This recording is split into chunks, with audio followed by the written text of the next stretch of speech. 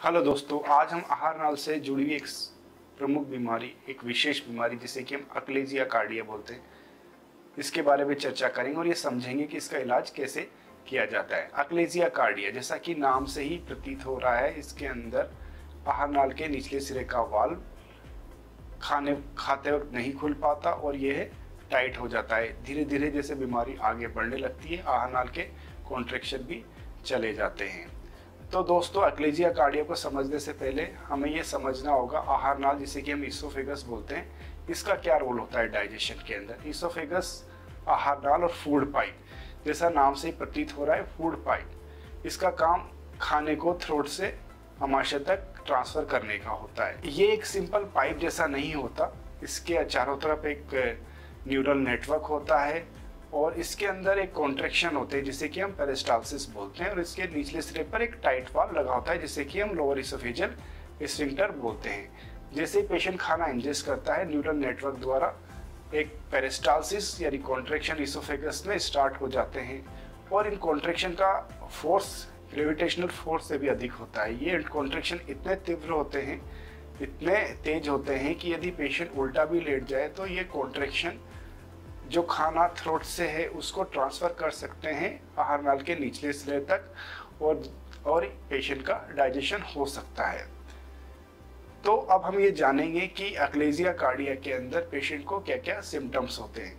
आहार नाल के निचले सिरे के वाल्व के टाइट होने की वजह से, कॉन्ट्रैक्शन के गति धीमी होने की वजह से पेशेंट को खाना अटकने लगता है। जैसे जैसे बीमारी बढ़ती जाती है, खाना आहार नाल में इकट्ठा होने लगता है, पेशेंट को रिगर्जिटेशन हो सकता है, वेट लॉस हो सकता है, खाना कभी कभी विंड पाइप में चला जाता है जिसकी वजह से खांसी हो सकती है, अस्थमा हो सकता है, निमोनिया हो सकता है। अब ये जानते हैं कि अक्लेजिया कार्डिया को कैसे डायग्नोस किया जाता है। इसको डायग्नोस करने के लिए सबसे पहले हम अपर जी एंडोस्कोपी करते हैं। इसके अंदर एंडोस्कोप आहार नाल यानी फूड पाइप के अंदर इंट्रोड्यूस किया जाता है। ये देखा जाता है कि आहार नाल चौड़ी तो नहीं होगी और वहाँ के कॉन्ट्रैक्शन तीव्र हैं या बिल्कुल नहीं हो रहे हैं, और जो निचले सिरे का वाल्व है वो काफ़ी टाइट हुआ है, रिलैक्स है नहीं है, और वहाँ कोई ट्यूमर तो नहीं है, और आहार नाल की अंदर की परत में कोई इन्फेक्शन या कोई कैंडिडियासिस तो नहीं है, और वहाँ कोई खाना इकट्ठा तो नहीं है।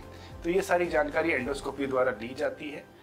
एंडोस्कोपी करने के बाद में हम कभी कभी बेरियम स्वेलो भी करते हैं। बेरियम स्वेलो के अंदर हम एक्सरे खींचते हैं, रंगीन एक्सरे खींचते हैं कुछ विशेष तरह की दवाई देने के बाद में, इससे कि हमें यह मालूम चलता है कि वो जो बेरियम दिया है कितनी देर तक आहार नाल में इकट्ठा रहता है और कितने वो स्टोमक में पहुंच पा रहा है, नहीं पहुंच पा रहा, और कितनी देर तक वहाँ इकट्ठा हो रहा है। और एक विशेष तरह का टेस्ट जिसे कि हम हाई रेजोल्यूशन मैनोमेट्री बोलते हैं, ये किया जाता है। यही एक गोल्ड स्टैंडर्ड इसका टेस्ट होता है और इससे अक्लेजिया कार्डिया को कंफर्म किया जाता है, उसको कैटेगराइज भी किया जाता है। मैनोमेट्री के अंदर हम फ्लेक्सिबल ट्यूब नोज से इंट्रोड्यूस करते हैं और इसके आगे के सिरों को जो आहार नाल का वाल्व होता है वहाँ प्लेस करते हैं। उसके बाद में इस मैनोमेट्री के द्वारा आहार नाल के निचले सिरे के वाल्व का प्रेशर कितना है इनकी जानकारी हमें मिलती है, आहार नाल के कॉन्ट्रैक्शन की जानकारी हमें मिलती है। तो इससे कि हमको अक्लेजिया कार्डिया को टाइप 1, टाइप 2 और टाइप 3 में सब डिवाइड करते हैं। टाइप 1 के अंदर आहार नाल के निचले सिरे का प्रेशर काफ़ी ज़्यादा होता है, बट जो आहार नाल के जो कॉन्ट्रैक्शंस होते हैं वो बिल्कुल नहीं होते। टाइप 2 के अंदर आहार नाल के निचले सिरे के वाल्व एंड ऊपरी सिरे के वाल्व के बीच में एक दबाव बन जाता है जिसे कि हम पेन इसोफेजियल प्रेशराइजर बोलते हैं। यह अक्लेजिया कार्डिया की अर्ली स्टेज होती है। टाइप 3 के अंदर ये बिल्कुल डिफरेंट होता है। इसके अंदर आहार नाल के निचले सिरे के वाल्व के टाइट होने के साथ साथ में आहार नाल के कॉन्ट्रैक्शन की गति धीमी होने की जगह तीव्र हो जाती है। तीव्र होने की वजह से ये कॉन्ट्रैक्शन कोऑर्डिनेटेड नहीं होते, जिसकी वजह से फूड इकट्ठा होने लगता है। इसके इलाज के लिए हमें कुछ विशेष तरह की प्रिकॉशन लेनी पड़ती है।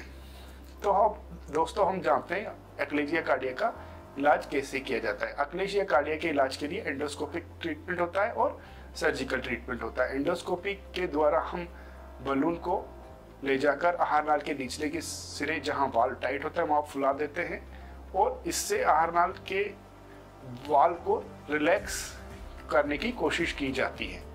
यह अनकंट्रोल मेथड है, इसे दोहराने की आवश्यकता पड़ती है, इसके रिजल्ट प्रिडिक्टेबल नहीं होते और इसके माध्यम से कभी कभी कुछ रिस्क होते हैं, जैसे कि बिकॉज ये अनकंट्रोल मेथड है तो इस केस से आहार नाल में सुराख की संभावना रहती है। इससे चेस्ट में और एब्डोमेन में इन्फेक्शन भी बन सकता है और कभी कभी सर्जरी की भी आवश्यकता हो सकती है। जो दूसरा मेथड होता है, जो कि एक लेटेस्ट और इनोवेटिव मेथड है, जिसे एंडोस्कोपी द्वारा किया जाता है, जिसे हम परओरल एंडोस्कोपिक मायोटोमी बोलते हैं। यह एक बहुत ही कंट्रोल मेथड है। ये पूरे एनेस्थेशिया में किया जाता है, पेशेंट को तकलीफ महसूस नहीं होती। इसके अंदर हम एंडोस्कोप आहार नाल के में इंट्रोड्यूस करते हैं। आहार नाल के निचले सिरे के वाल से 8 से 10 या 12 सेंटीमीटर ऊपर जाकर आहार नाल की जो अंदर की परत, जिसे हम म्यूकोजा बोलते हैं, वहाँ एक निक लगाते हैं। निक लगाने के बाद में आहार नाल की जो म्यूकोजा और मसल के बीच में जो एरिया होता है, जिसे हम सब म्यूकोजा बोलते हैं, को डिस्टेंड करते हैं वाटर से, और इस एरिया के अंदर हम एक सुरंग बनाते हैं। सुरंग को चौड़ा चौड़ा करते हुए हम आगे बढ़ते जाते हैं और इस सुरंग को हम आहार नाल के सिरे के निचले सिरे के वाल से 2 सेंटीमीटर तक स्टोमक में एक्सटेंड कर देते हैं।